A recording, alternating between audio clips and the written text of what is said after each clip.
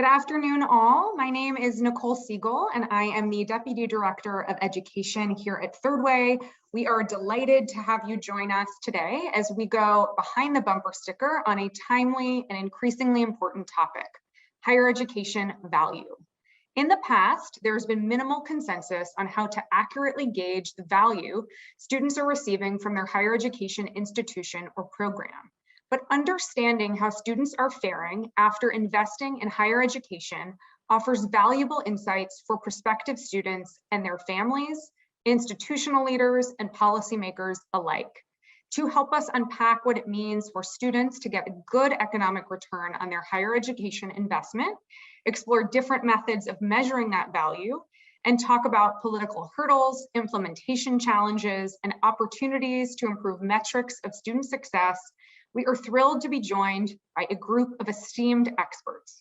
I'm going to kick off the conversation with a brief interview featuring Scott Pulsipher, the president of Western Governors University, and then I'll pass the mic to today's moderator, Aarthi Swaminathan, a senior reporter with Yahoo Finance. Before we formally kick off our conversation, I want to first go over a few logistical details. First, the hope is for everyone on today's call to have the opportunity to ask questions, which you can do using the Q&A button at the bottom of your screen. Our moderator, Aarthi, will go through a few questions of her own that she's prepared for our panel, and we'll save plenty of time at the end for audience Q&A. I also want to note that this conversation is on the record and is being recorded. So if there are things you miss or will want to reference again, you will be able to do so at a link that will be posted on Third Way's website by end of week. And please pay attention to the chat as our events coordinator, Emmy Navarro, will be sharing a variety of relevant resources throughout the conversation. So I'm going to invite Scott to join me on camera while I offer some intro remarks. Scott Pulsipher, thank you so much for being here, is the president of Western Governors University. WGU was founded by the governors of 19 Western US states as a nonprofit university with a purpose to change the lives of individuals and families. And it's transforming higher ed by improving quality, expanding access, and optimizing student success through online competency-based degree programs aligned with workforce needs and opportunity. Scott has been at the helm of WGU since 2016, where he leads all academic and organizational functions, and he's no stranger to higher education, having previously served on the board of directors for the American Council on Education and as education co-chair for the Committee for Economic Development. Welcome, Scott. Thank you so much for being here. Thank you, Nicole, for having me. It's a pleasure. We're thrilled to elevate you and some of the awesome work that WGU is doing. So I'm going to dive right in. Okay. WGU has been named a best value school each year since 2014 by University Research and Review. What does best value school mean to you? And what distinguishes WGU in its ability to consistently deliver it? Thanks for that starter question. I think at the core of WGU, we have as our mission to change lives for the better by creating pathways to opportunities. So I think for us, value means simply that pathway actually has to lead to opportunity. That we don't believe that education or the credentials that one is pursuing are an end in and of themselves. That they pursue them so that one can better their lives, and so. We ensure that we design those pathways and that we personalize the learning journeys such that we can dramatically expand the access to the individuals that need to be served by those pathways and connecting talent to opportunity, and that we can also increase the probability that every individual succeeds, such that when having attained that education and the credentials they came to attain, that actually results in them attaining the opportunity. And so we measure quite rigorously what are the actual outcomes for our students and our graduates. And we want to make sure that they are in fact achieving the opportunities that they came to achieve, that they're getting a great return on the investment that they made, that they've actually are achieving greater economic and social and mobility. And so we make sure that we focus on completion of our graduates and the return for those graduates. Thank you so much. WGU pioneered competency-based education, which I have learned today is very hard for me to say multiple times, and remains to be the only institution offering competency-based degrees at scale. What is competency-based education? How does this model support WGU's ambition to be the world's most student-centric university? And how can other institutions scale this model for student success? Yeah, not being relatively new to higher education administration management and competency-based education itself, I like to say to everyone who has had more of a traditional background like I did, that you probably experienced competency-based education, meaning think of that class that you had where you realized maybe a few weeks into it that you didn't need to go to every lecture for you to master the content and learn it and to perform well in the class. And competency-based education in its simplest form means that we keep the standards for learning constant, meaning that every individual has to demonstrate proficiency or mastery of the learning outcomes so that they complete that course and then can progress and proceed to the next course.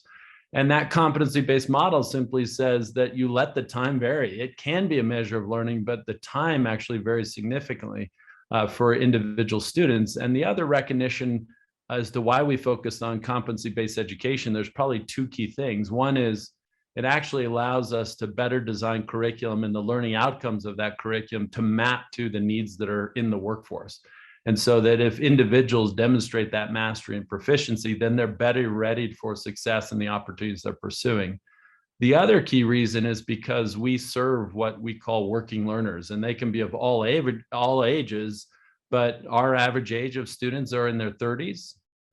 We recognize that when you're at that point, you've probably acquired a lot of knowledge, skill, and ability from different experiences and work and military, et cetera, that it would be ineffective to require such a working learner to sit in a chair for a prescribed amount of time versus how can you leverage that learning and personalize your pace and progress in a way that allows you to adapt the journey to your particular circumstance. And so our technology enables that personalization. Lastly, I would say is that the easiest way to to focus on scaling something like this is to focus on the learning outcomes and mapping them to the needs of the workforce. And second, leveraging technology to allow for dramatic personalization of the learning journey so that every individual can increase their probability of success rather than forcing individuals through a standardized model. Thank you. So last question for you right now. Okay. Part of your mission is about bridging the gap between talent and opportunity by supporting all students in accessing the surest way to change their lives for the better, a college degree. But we know that some higher ed programs don't provide their students with a good return on their investment. How do you put return on investment into action at WGU and help all your students get across the finish line and set them up for success? Yeah, I think we start simply with ensuring that we continue to fulfill our mission, meaning that we were set up to create those pathways to opportunity. And so that means that we always are trying to identify those workforce needs in the high demand areas that are growing in the workforce. And so we want to ensure that the credentials that we develop, that whether it's a micro-credential degree program or post-degree program, that in all cases, those individuals going through them are acquiring the knowledge, skill, and abilities so that they can actually meet the needs of the workforce in the future. And we're aligning with employers in that regard. And so as we design our programs, we have advisory councils with that. We ensure that at our college level, we're always staying attuned to the changing nature of that workforce. And so we see high demand areas like cybersecurity and nursing and cloud computing, even in teaching and STEM teaching, et cetera. These are high demand areas. And so we want to make sure that we're always bridging that gap between the universal talent and the ever growing and abundant opportunity.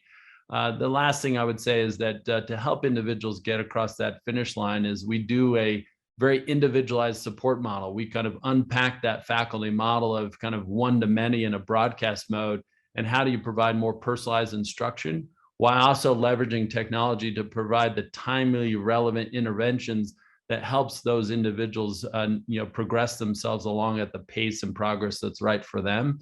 That personalized model has allowed us to nearly have 50,000 graduates in this last academic year alone. And so we know this, which is if a student starts and doesn't complete, they're often worse off than had they never started, especially if they took on debt. And so for the value in higher education to actually be realized, they need to complete and they need to then acquire the opportunity they came to acquire.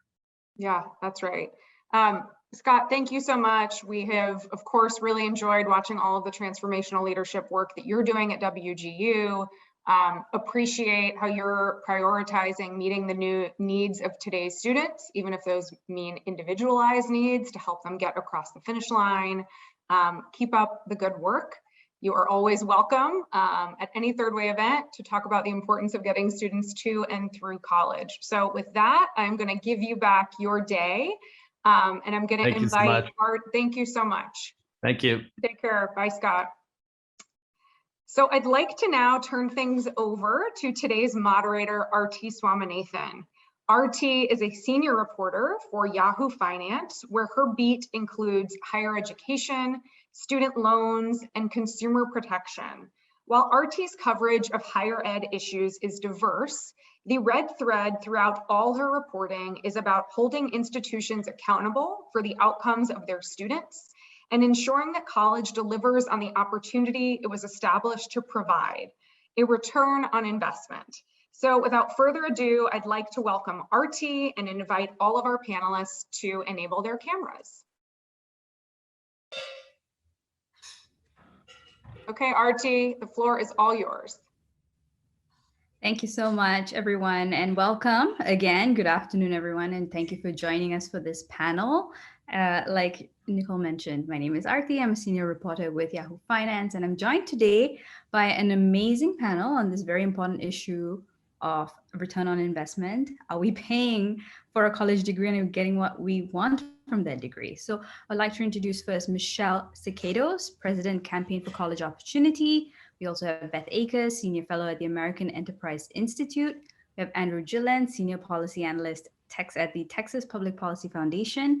And lastly, we have Michael Itzkowitz, who is the Senior Education Fellow at Third Way. So I just want to start with a very broad question, and feel free to jump in, any of you. But we spend a lot of money on higher education. We send more than $100 billion a year to these schools. And a lot of our conversation, at least in the media, has been about student loan debt, about the rising cost of college, and about loan forgiveness, right? It's a huge trendy topic. But all of these topics hinge on one underlying question. Is college worth it? Is the cost of college worth it? So I want to start with, how do you define what's of good and what's of bad value in higher education? And if it's even right to segment it like that. So maybe we can start with Beth, if you want.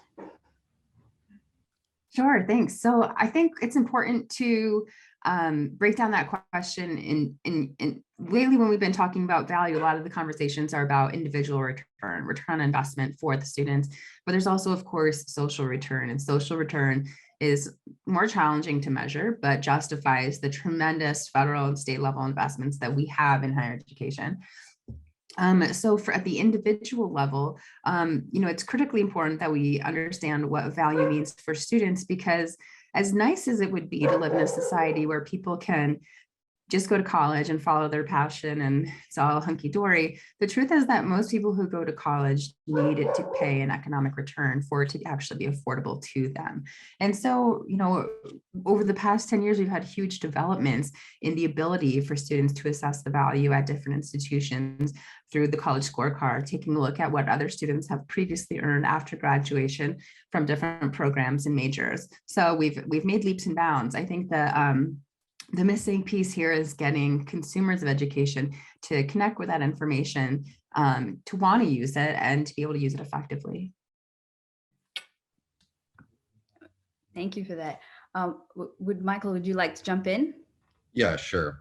So I think that we've seen through like Georgetown Education Workforce and so many other studies that ultimately people who earn a degree are going to be financially better off and more secure in the future, hands down. But when we look at, the studies, we know that not everyone completes a degree.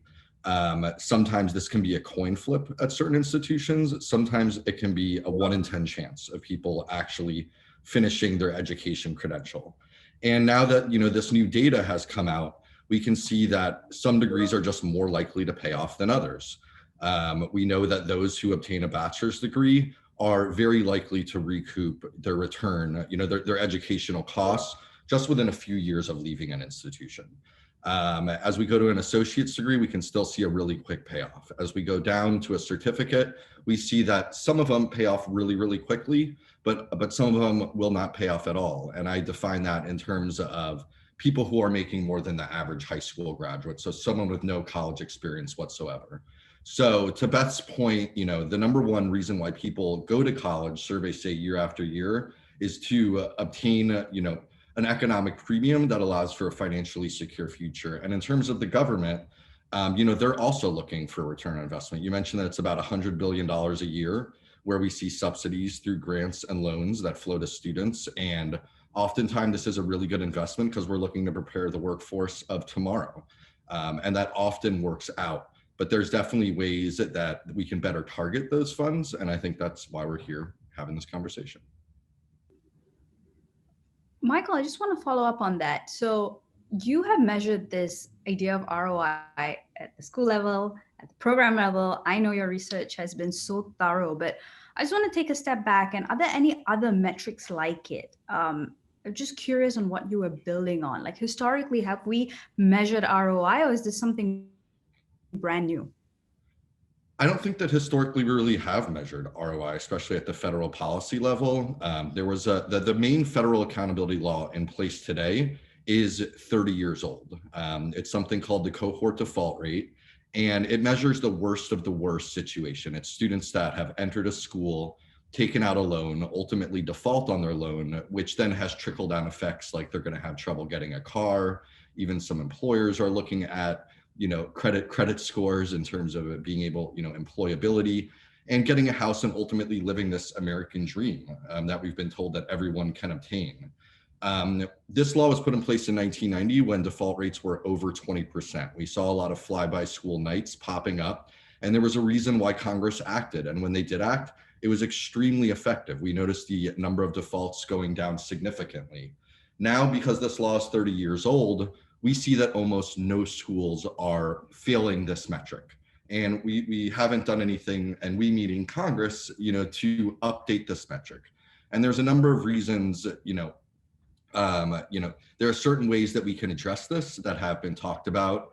The first one is, we measure students who are in economic deferment or forbearance on their loans, meaning that they're having economic hardship as a success.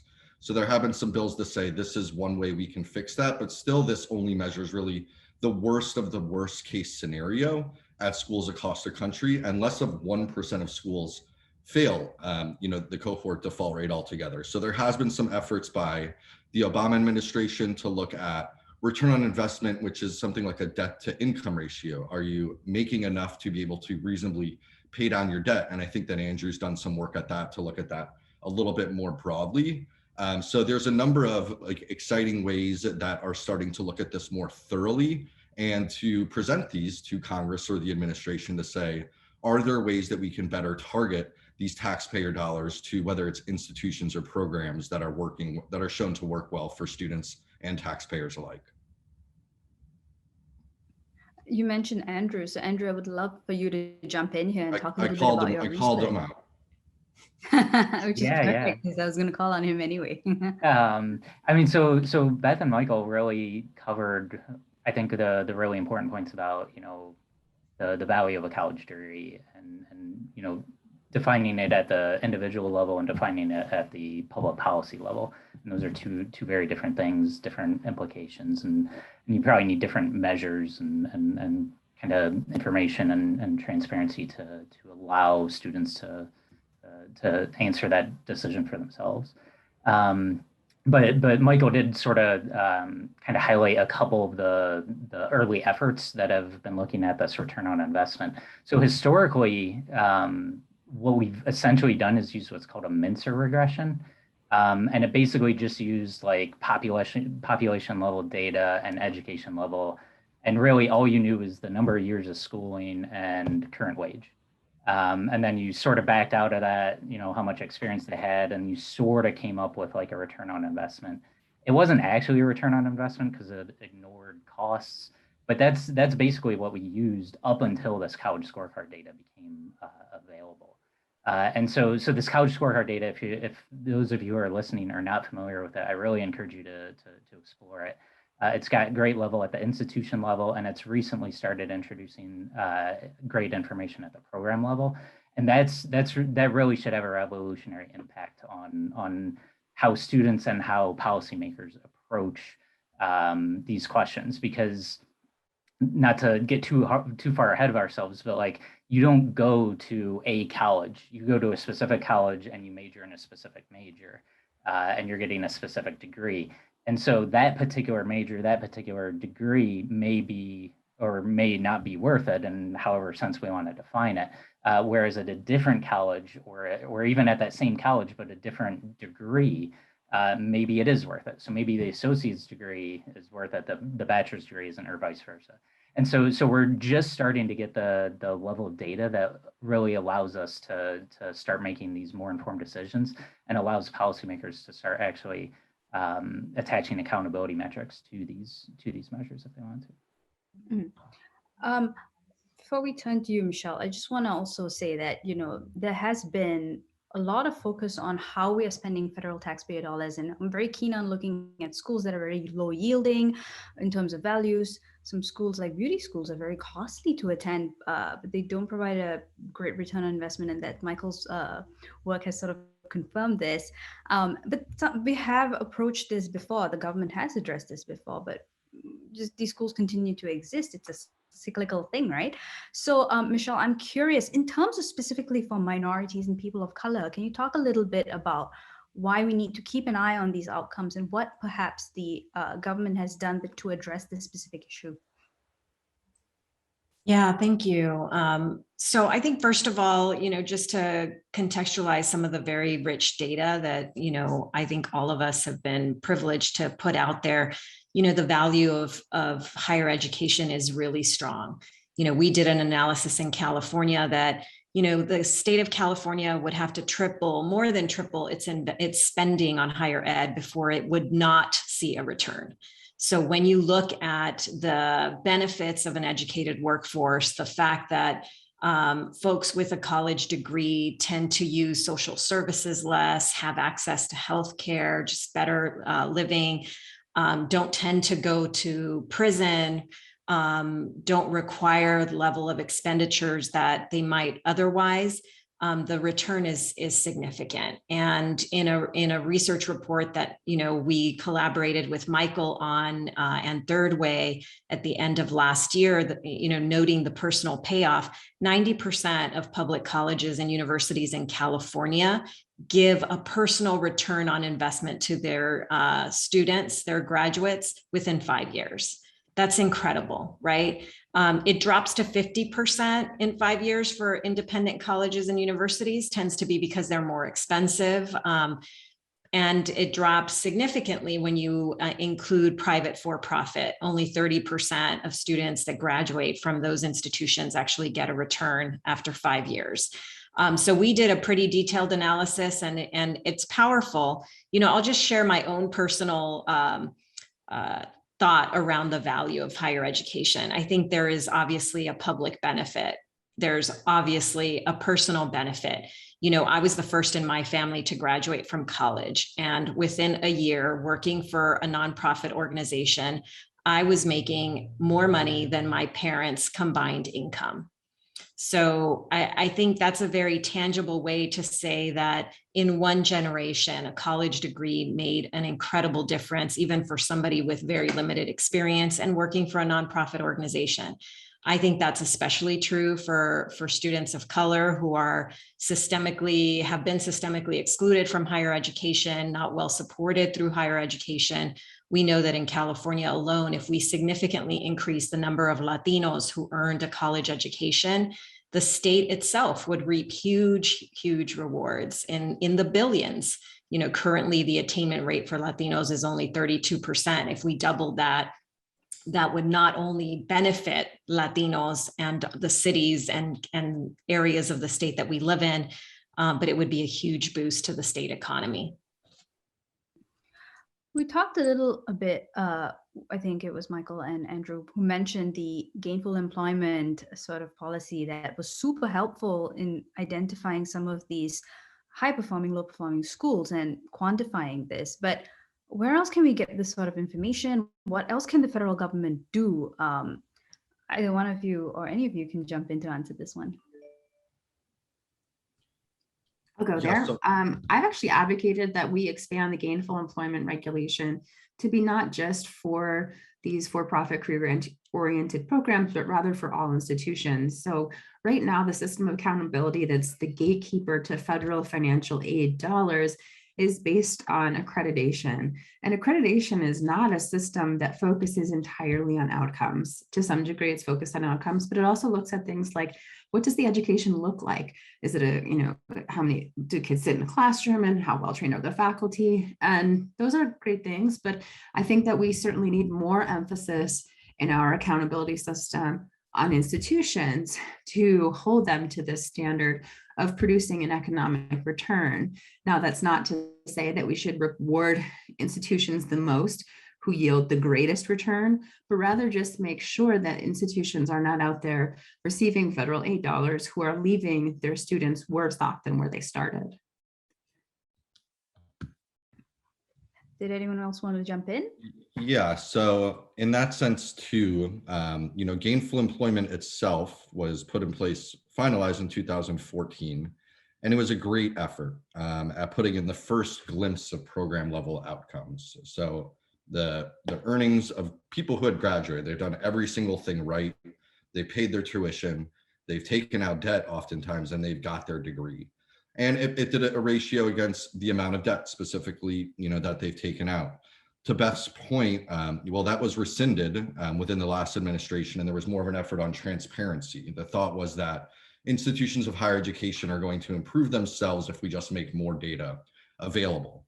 I think that we've seen that the higher education marketplace doesn't necessarily work like that, and there are some protections that could be put in place. So where we're at now is we still have a cohort default rate, which literally only potentially could affect 10 out of more than 5,000 institutions every year, even though we have a tremendous amount of data coming out the department that says that there are some things that just aren't working well as we thought and assumed that they would as taxpayers and consumers. So the latest efforts have now 2 years worth of program level data that show the debt of graduates as well as the earnings of graduates. And I have done some research on that looked at 38,000 programs across the United States. And while about 63% of these programs, college programs, leave their graduates able to recoup their educational costs, within 10 years of earning their degree, there are still about 6,000 programs, or 16% of all programs, that fail to have graduates, again, students that have done everything right, fail to meet this very minimum threshold of earning more than someone who hadn't attended college in the first place. So we define that as no return on investment whatsoever. So I think that we're getting there in terms of data, and without, it would take full congressional action to actually apply this to all institutions. And I think that a lot of us on this panel would like to see that. We'd like to see, this applied to all institutions that are leaving students worse off. That's the last thing that we want. But in lieu of congressional action, it's also likely that we'll have to go back to the regulatory ping pong table in this new administration, and we'll probably see these regulations go back in place, which, they still cover a lot of programs, but they do not cover every single program within higher ed. Yeah, just to pick up. Sorry, go ahead. Oh, sorry about that. Yeah, so the historical approach, which Michael mentioned earlier, was to look at default rates, and that's great. We need to know what that is, but it's really looking, and I think pretty much everybody on this call is really pushing for us to transition to more of these income-driven repayment plans, where a student's monthly payment is determined by their income, not by how much they borrowed. And so those are great for, a bunch of reasons, but one of the problems with them is that they break default rate as an accountability metric. So as more and more students transition into these programs, we basically lose the only accountability metric at the federal level that we had that really had any teeth. And so there's a bunch of things that we could replace it with that I think, or complement it with. I think Beth has done some work on repayment rates, which I think would be a fantastic addition. Michael and I are both looking at different metrics for measuring how much debt relative to earnings. And so just kind of, there's a bunch of possibilities out there that weren't on the table 2 years ago without this new resource. I just want to quickly jump to the fact that we have, there's so much political polarization, but when it comes to the cost of higher ed, when it comes to, why is college so expensive? It's something that unites everyone. And I've seen it in hearings. I've seen it in my email inbox. And everyone agrees that we need more accountability, but I'm not finding a solution, but finding that solution has been pretty hard. But I guess a quite open question to all of you. Sorry if it's simplistic, but why haven't we seen the poor performers being punished? Beth alluded to the accreditation system perhaps not working as efficiently as it should. Is that why? I mean, why have we not been able to weed out the bad actors, the repeatedly bad actors? I don't mind. I think normally in a competitive marketplace, consumers can learn about the quality of a good or a service through experience. So I go into a grocery store, I realize this grocery store, the yogurt is always kind of curdly and gross, so I never buy from that grocery store anymore, and I always go to the other one. Higher education could in theory work this way, except very often people only go one time. And it's actually very difficult to assess the quality of education while you're involved in it. And in fact, we're arguing that a big part of the value comes only in the decades following graduation. And so the ability to assess quality is actually really challenging. I think that we have made it possible for people to do a much better job with that through the availability of the data. But I also feel like we have not encouraged people to do that sort of shopping for college. The rhetoric coming out of Washington around college degrees is often that it's something like a golden ticket to the American dream, right? You've got to have the house, the white picket fence, and then the bachelor's degree diploma on the wall, and then check, you've done it all, right? And that's great, but it's not always true. We know that on average, degrees pay a huge dividend, but there's tremendous heterogeneity in the programs. Some never pay a good return. And so I think we have to change the messaging that we get to students so that we've now empowered them with the data so they could potentially or theoretically do this sort of shopping that would police the marketplace. But we need to teach them how to do it, why to do it, and that it's important for them to do it. And I'll talk about it from a political perspective as well. So, we have this cohort default rate, which is an institution level data point.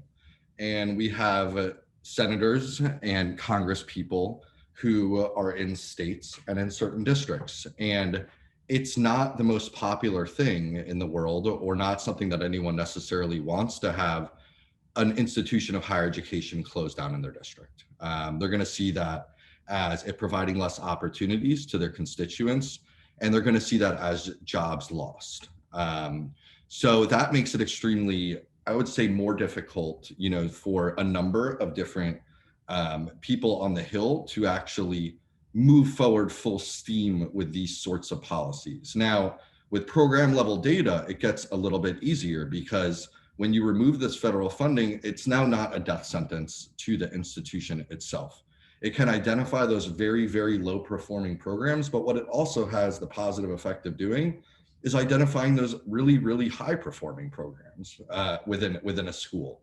So administrators, state policymakers, and federal policymakers can kind of start to use this data and see, okay, this one's not working as well for my students that enroll, but these other programs are working extremely well. So why not try to, advertise or funnel more students into programs that have historically and hopefully in the future will provide more opportunities within my specific state or district for everyone, for all of my constituents.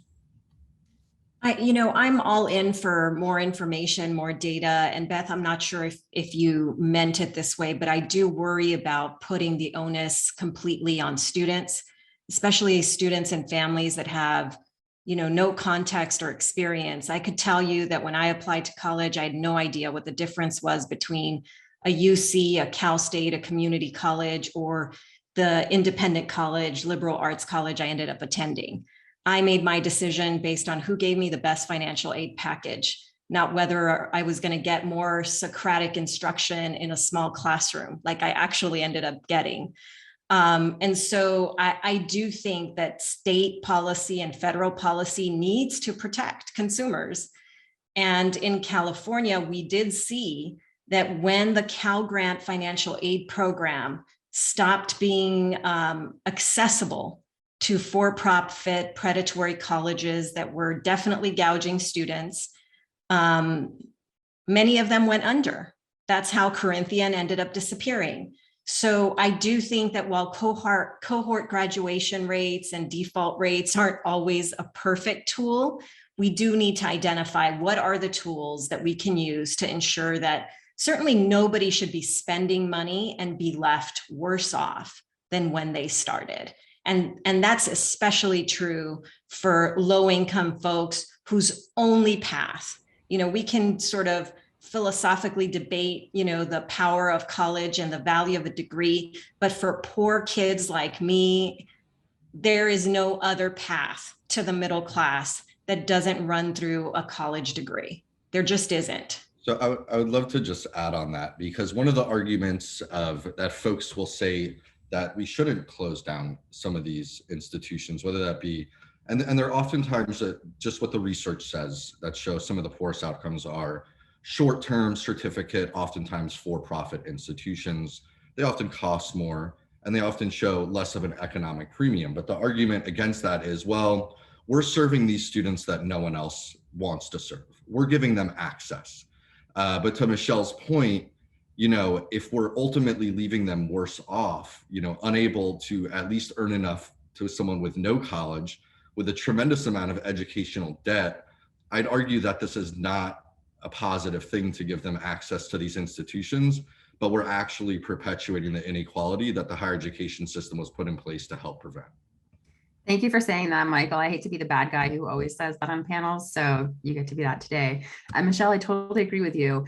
I think in the absence of more outcome-based accountability, I want to empower students to be able to be their own advocates, but I also absolutely believe that we should not be funding institutions, accrediting institutions that are leaving students worse off than where they started. And in fact, I used to be more naive about this in my young and optimistic days when I happened to see some experimental work be done where we tried to actually put information in front of students and encourage them to use it and think differently about the decision, incorporating the notion of ROI, and they failed miserably to have any impact on how people decided on where to go to school. So I think in the absence of anything else, I absolutely want to empower consumers. Maybe it helps on some margin, but I absolutely agree that the regulatory framework is absolutely necessary to protect students.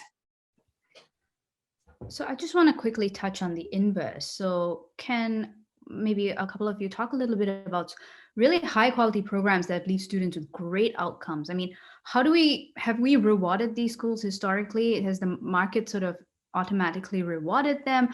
Is there anything else the federal government should do? Just curious about that. Any one of you can join. Andrew, if you want to start, I'd love that. Sorry. Yeah, so historically, I don't think performance has been rewarded or punished very much in higher education. We've, at least at the federal level, we've taken kind of a one size fits all. So like if you convince the accreditors you're a college and you pass a couple of Department of Education requirements, you're a college and you get the same aid eligibility as everybody else. And so you end up with these like for-profit cosmetology programs that oftentimes don't have very good outcomes, being same aid package as Caltech.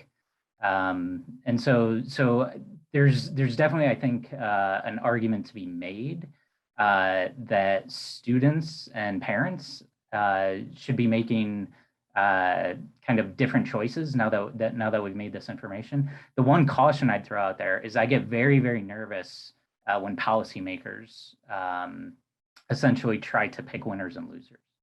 And so I don't doubt that the Cal State program was funneling a lot of money to for lack of a better word, useless programs that left their students worse off. But I really doubt that all of those programs were at the for-profit institutions. And so I would rather have the decision making be, okay, let's set a cutoff. If your program is below this performance level, regardless of what type you are, public, private, for-profit, you're cut off, as opposed to, well, this sector historically has done worse, therefore we're gonna target them specifically in all of them, whether or not they're performing well or not.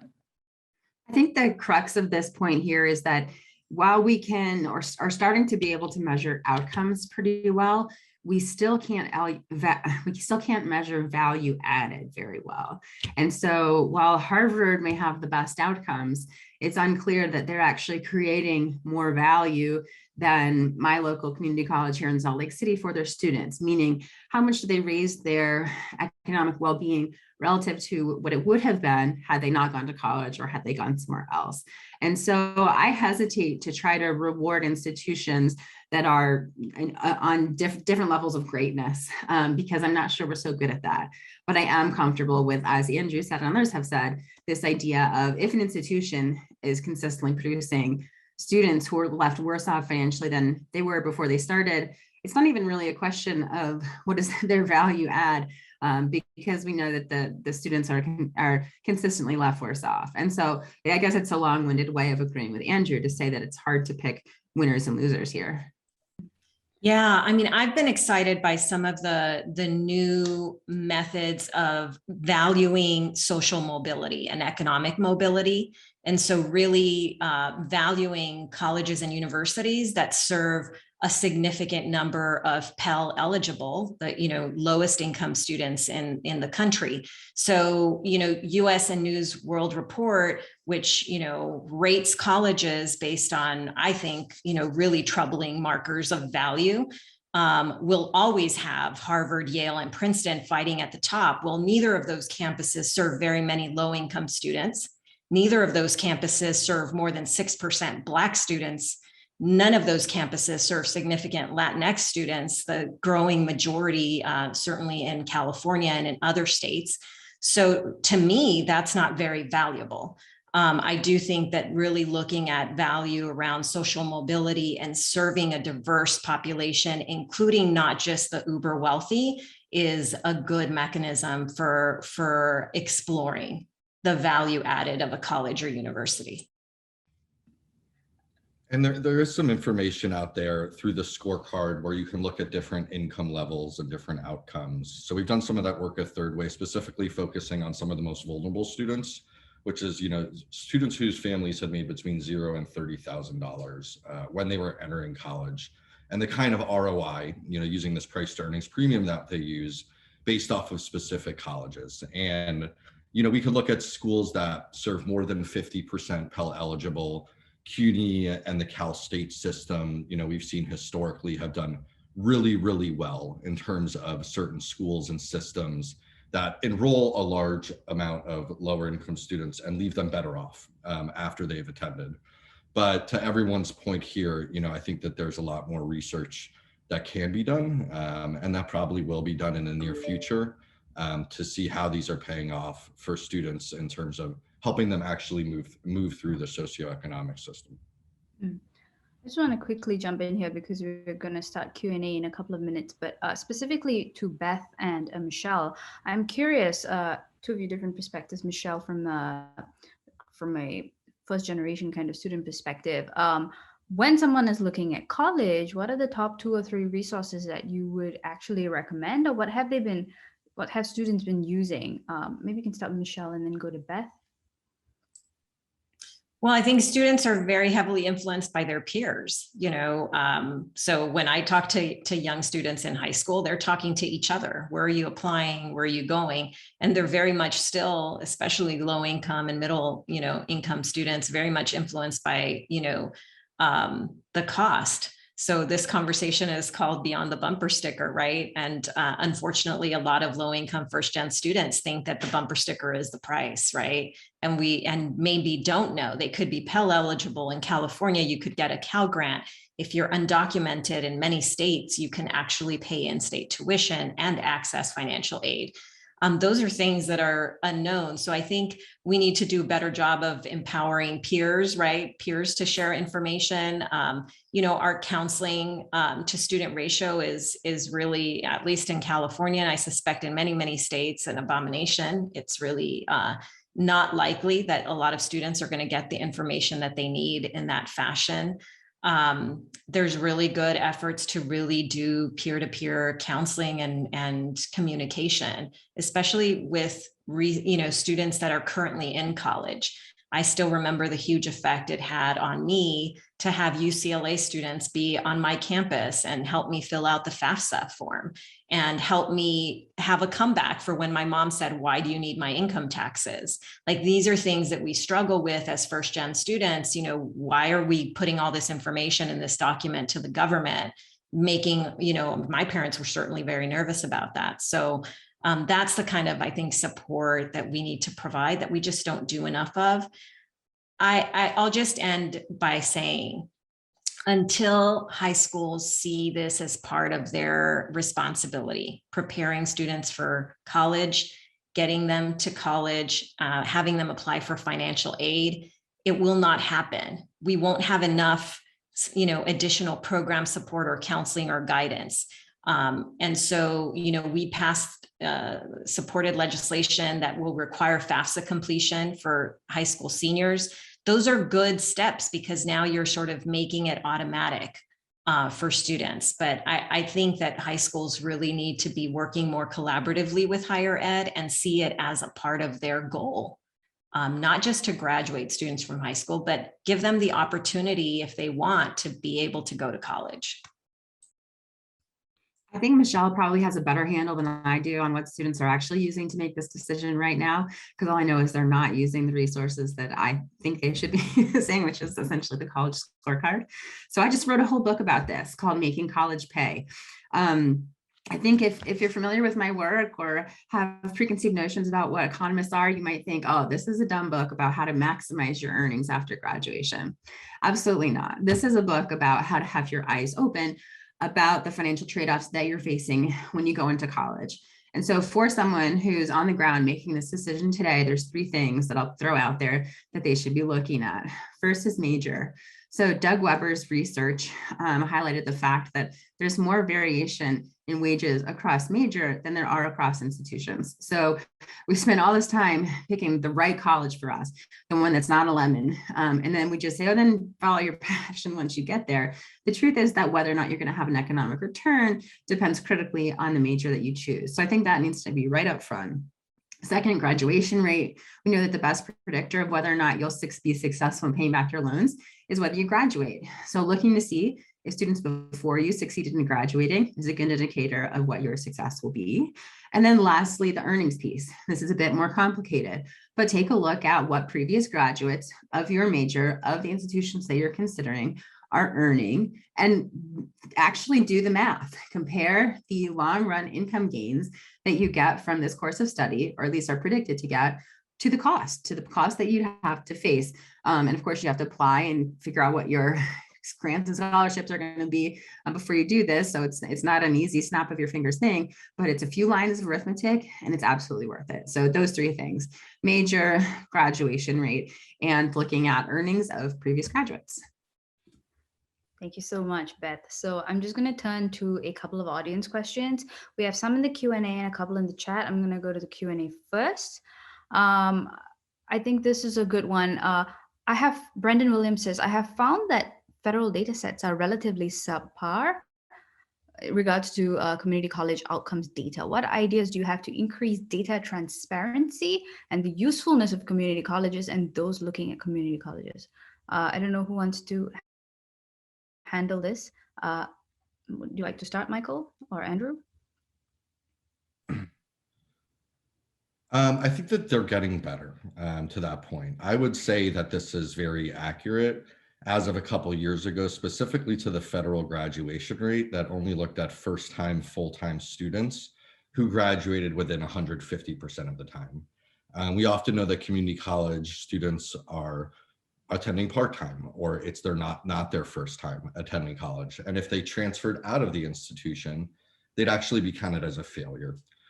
So you would see, these measures that wouldn't necessarily reflect the actual ability of the institution to get students enrolled and have them finish. We do have better outcomes data, which is available on the college scorecard website, which everyone seems to be a fan of here, which is now taking part-time and transfer students into account. So it's helping close that gap. And while we're not fully there, it's helping with that completion issue.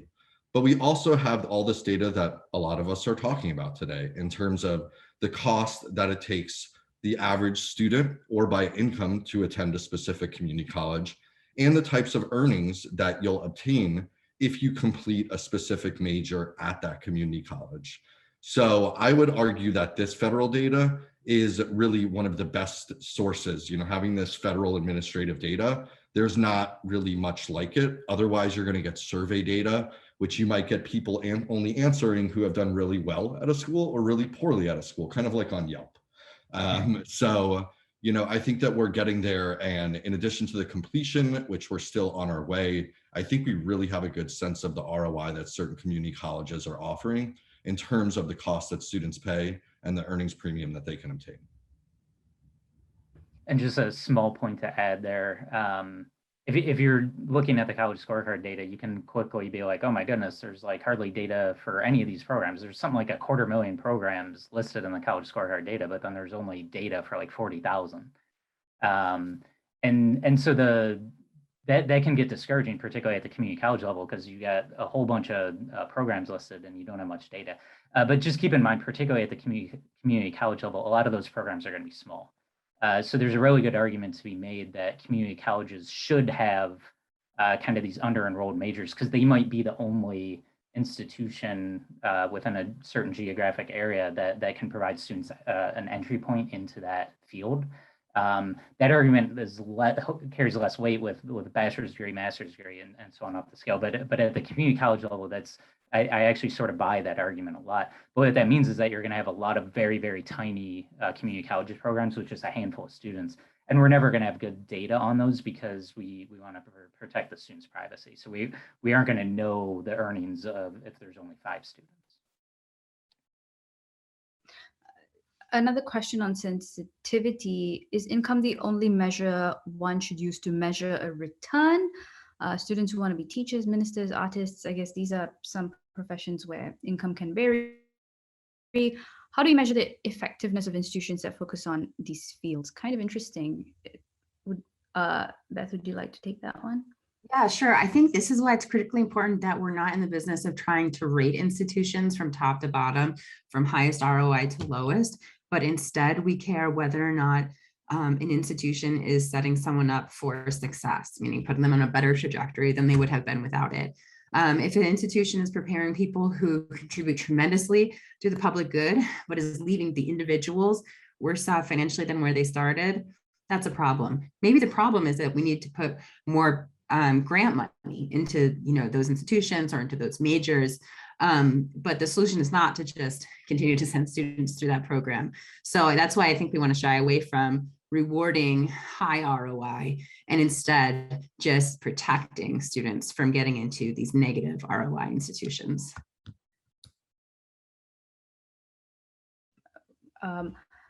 Michelle, would you like to jump in, or I can move to the next question? Yeah, I'll move to the next question. So there's one in the chat about measuring schools that are minority serving and being sensitive because the starting point is different, right? So I'm just I think this person is a little bit curious. Sorry, I lost my place here. Graduation rates at some of these minority institutes like HBCUs, MSIs are not going to mirror that of Georgetown. So what can we do to sort of factor in these differences? Have we factored in these differences in the college scorecard? I don't know. Do we have a sliding scale? Any ideas? Perhaps we can start with Michelle, if you don't mind, but if not, we can go to Michael. So I think that's a really great question. First of all, we haven't invested as much in minority serving institutions as we have in other institutions. So if you actually looked at public investment and public dollars in institutions that serve minoritized populations, you will find that there's inequity in that investment. In spite of that, I think we would recognize that HBCUs, almost single-handedly have produced the majority of PhDs and doctors amongst African Americans in this nation. And so there, I think, needs to be a really nuanced way of identifying how do we ensure greater equity in public funding and expenditures and in supporting students, right? We know that loans and the amount of debt that low income and middle income students carry is pretty significant. And that can affect, right, their trajectory moving forward, or whether they even complete college, which I know, Michael mentioned earlier too. We've not even talked about that. You have a lot of financial pressures that force students to leave college and university altogether. And there's really, there can be a return if you have some college, no degree, but really the return is when you complete, right? So what are our strategies for also pulling students back? And I think MSIs are really well positioned potentially to draw back students that didn't complete, and for us to analyze what our inequitable investments are doing at these institutions. I think also we can think too, in this imaginary accountability regime that I think a lot of us are hoping for, where we measure the outcomes of students relative to the counterfactual of what a high school graduate would be earning, like Michael has done in his work, we could certainly estimate that counterfactual using a population that looks like the population at the institution. So if the institution is serving people who would have worse outcomes than the average outcome for a high school graduate, then that can make the institution's outcomes look better relative.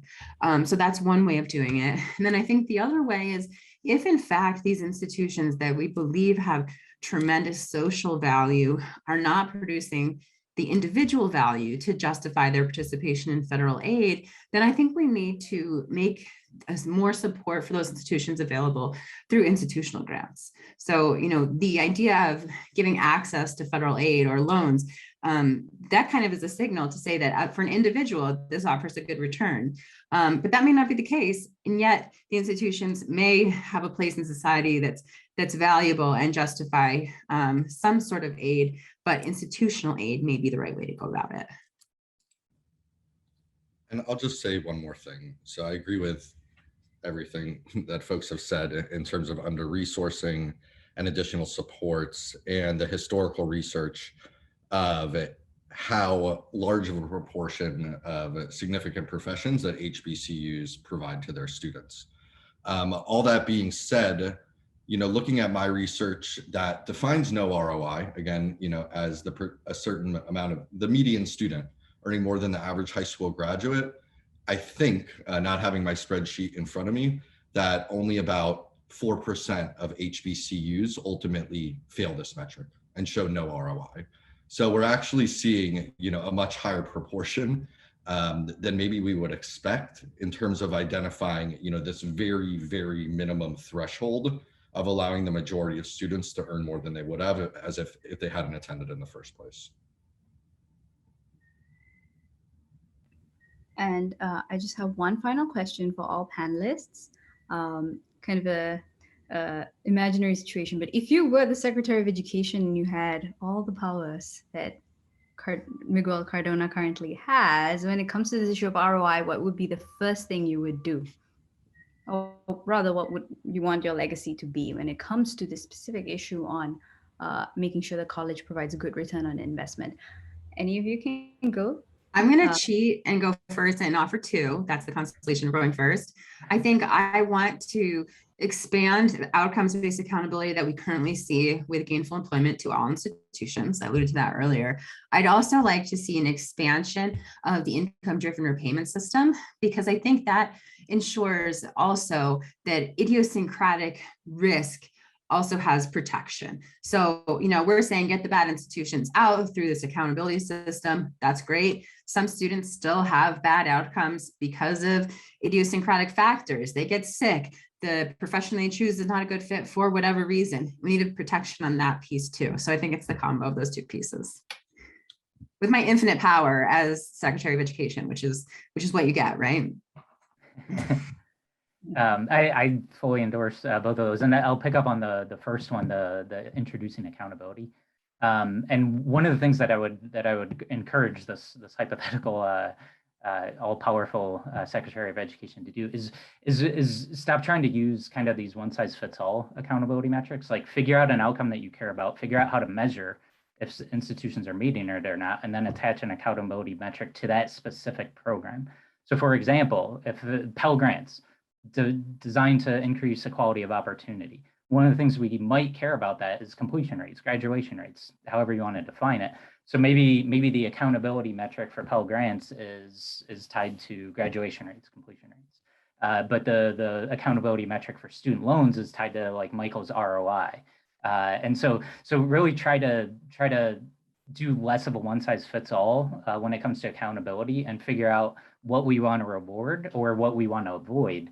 And then kind of design your metrics to let you do that.